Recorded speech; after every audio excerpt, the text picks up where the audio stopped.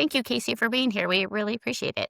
Thank you so very much for the invite. This is going to be a lot of fun. You've already pumped my tires a little bit and really inflated my ego with that introduction. So Hey, that's I really appreciate that. Yeah. Flying high. Yeah, we decided to do kind of a joint podcast and interview each other. And I think it's a great idea. So as part of that, I'm going to introduce the two of you as well.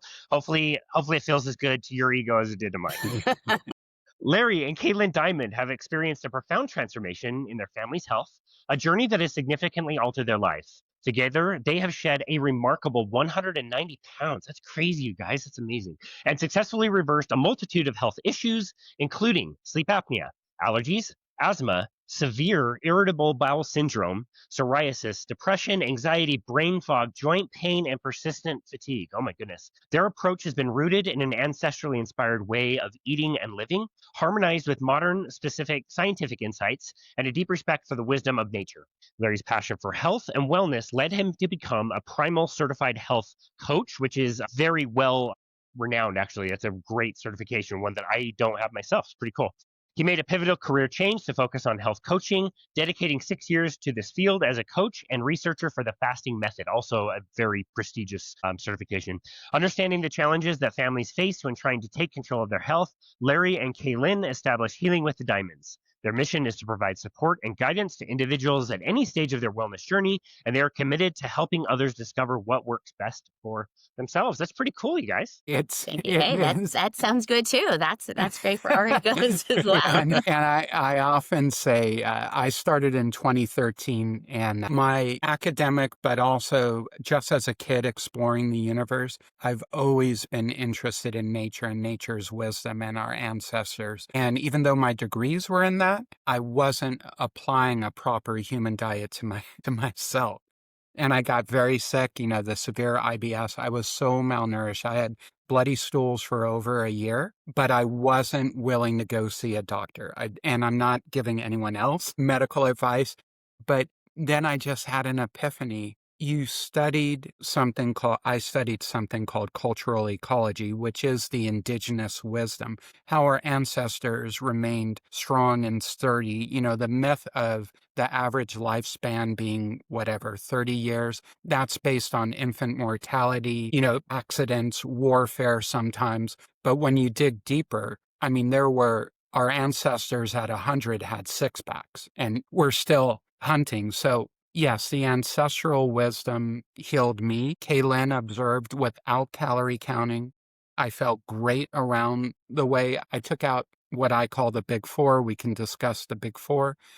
And within a month, my severe IBS was 80 to 90% resolved in a month. And then Kay Lynne was observing this and talking about ego. The greatest thing I've ever done is Kay Lynne did all the work, but she's my first client, health coaching client. So when your wife heals and regains her vitality, that's my ego stroke. Yeah, that's amazing. Kaylin, I had a question for you. Sometimes with couples, it can be really challenging and almost like triggering. Mhm. Some people I notice will like sabotage the other person. When you were observing Larry and his health transformation and him improving so much, like what was your initial reaction and how were you able to receive that information? Where again, I see a lot of couples, if somebody's improving the other person, maybe even like sabotaging the other person. Yeah. Um, that's a great question. And I think that's one of the things that I appreciate about our story because, well, first of all, when he first came in and said, "Hey, guess what? We're giving up bread, we're giving up wheat." I've read this book called Grain Brain, and so I went, "Okay, all right," because here's what was going on in my head. Here's another fad. We're gonna do it for, or he's gonna do it for a month. Maybe if it goes really crazy, like 6 weeks, and then it'll just drop by the wayside. I'm kind of like, I joke about our exercise room, like the exercise equipment, like that room is where exercise equipment goes to die. Like, it's just something where we try it. And we both, like before we met, we both tried different ways to get, lower calories, more movement. I went vegetarian at one point. Did you go vegan at one point? No, Or no? no, Okay. no, but No. vegetarian for a few months, Yeah. and then I said, So we and again, not knocking that for us, "Yeah, that wasn't that just I couldn't ever follow it. So really I just thought it was another fad. We had some interesting circumstances. His uncle had come to live with us and he was in the kind of middle stages of Alzheimer's. And so the family, what we were doing as a family, I was taking care of his uncle, a lot of his personal needs and such. And so Larry said, "Hey, I'm just going to do all the cooking." And I was like, done. Like you are that sounds delightful. So when he took over the cooking, he instituted the grain free, right? And so that kind of naturally just when we were here, that's how we ate. And we chose our daughter was 2.5 going on 3 at the time. And we are not somebody who are going to make multiple meals. And so we just everyone ate the same way. And so that started it and he was doing it all the time. I'm an elementary school teacher, and so I was doing that here.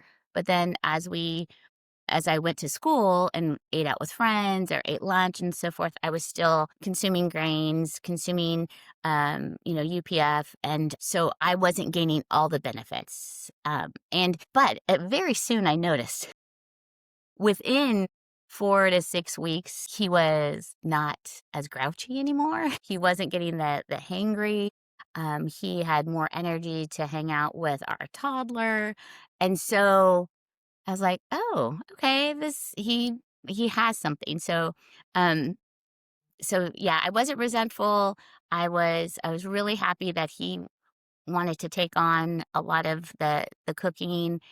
He had so much more energy. It actually started helping our lifestyle at home.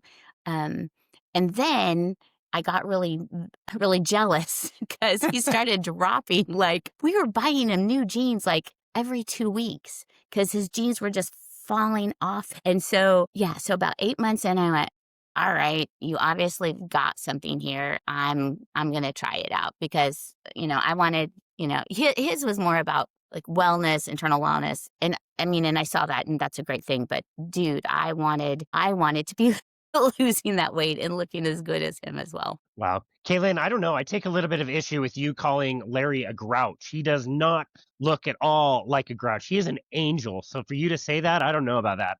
I take issue with No, that. you know what well, his family's nickname for him when he was younger was Dirty Larry, like a play on That's Dirty funny. Harry. Yeah, and Yeah. he had a temper. Man, watching him drive was Wow. holy schmoly. But no, but again, so look, it's amazing where he was and what and just really focusing what started with nutrition, right? Nutrient dense foods, eating at the right times or the right times for us, not eating at the right times for us. And then through that, it facilitated just happier overall. But then we were able to move more, which makes everyone happy, get out more, which makes us happy. So it's become this transformation that not only transformed him physically, but even over the last few years, a really big spiritual transformation as well. Yeah, that's amazing. Larry, with your background, it's really quite interesting how you were able to find all of this and it clicked so well for you. It's funny the kind of stuff that we learn when you find low carb and you find ancestral wisdom and how people lived as we evolved. Once you see it, it becomes pretty apparent, but it's also something that seems to be hidden in plain sight. Like, what was it like for you to make those kind of discoveries, and did those things kind of click for you pretty quickly? they clicked really quickly, and I will say that was such an insightful question because the 6 years of health coaching and now we're in our first year with Healing with the Diamonds. Family dynamics are very important. The ancestral information absolutely clicked with me. My natural orientation of respect for my ancestors. We were filming this or talking right before October 31st. So that's All Hallows Eve. And I just heard a Rupert Sheldrake a video. All Saints Day is going to be on Saturday, November 1st. And then November 2nd is All Souls Day. So this respect and connection with our ancestors, their struggles is actually not just Mexico.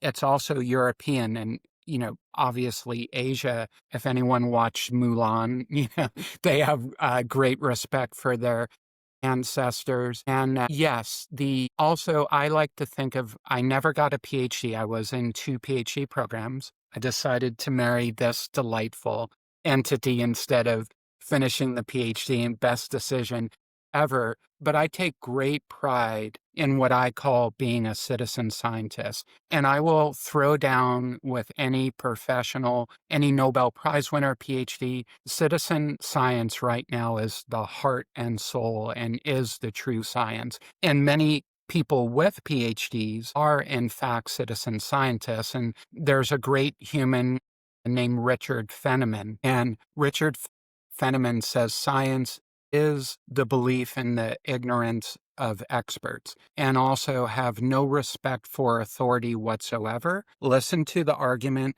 listen to the basis of the argument. So that first weekend, I found Professor Tim Noakes. So I quickly had the question, you can only have so much protein, right? We can talk about protein, but even the most protein people, maybe I'll just say 30% at the most. Then we have to decide if we're going to be high carb or high fat. So that first weekend, I looked up why is fat bad? I just put the why. Up till then, I had just gone, oh, fat is bad. But I asked, why is fat bad? I found Professor Tim Noakes, who is somebody everyone should hear about. He had quite a movement in his journey from being the carb loading Bible to fat adapted athletes. I'm sure you know of him.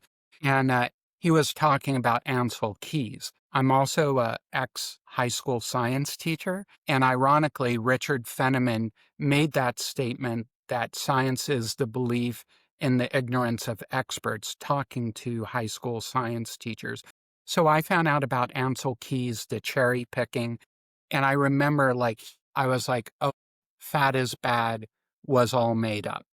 And I Yeah. have this natural orientation. I also loved history. So I realized that calorie counting seed oils and low fat was the fad. And that actually I was going back to what has been tried and true for tens, if not hundreds of thousands of years. So it was very easily, like almost in a microsecond, to go, yep, you were fooled, Larry. Move on. Let's start healing. So good question.